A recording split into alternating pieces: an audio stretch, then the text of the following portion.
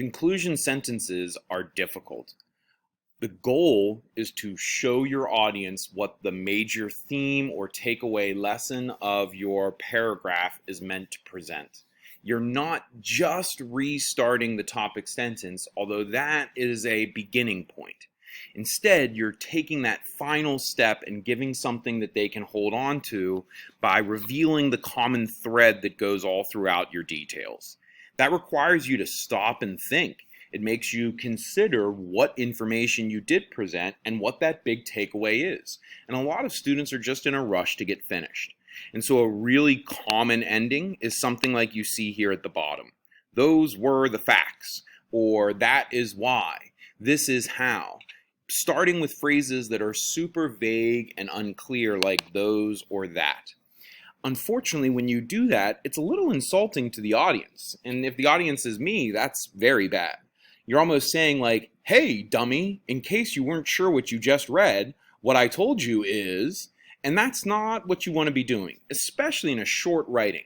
Your audience probably remembers what you wrote. What they need is for you to tell them the inference or analysis that you're trying to conclude with. And so instead, delete this idea that says those were facts and just start by saying the idea. Katherine Hinds described medieval homes, and then say what you can learn about it. And so in this case, because I'm looking at how they had to rebuild it, which meant it was hard to invest, then they were really dirty, I'm going to link those two ideas together. I'm going to say that Katherine Hinds described medieval homes that needed to be constantly rebuilt and so had to be kept very simple and low cost. As a result, they were dirty and uncomfortable. The peasants could afford nothing more. And so what I'm doing is showing the connection between my ideas and how these things are related together.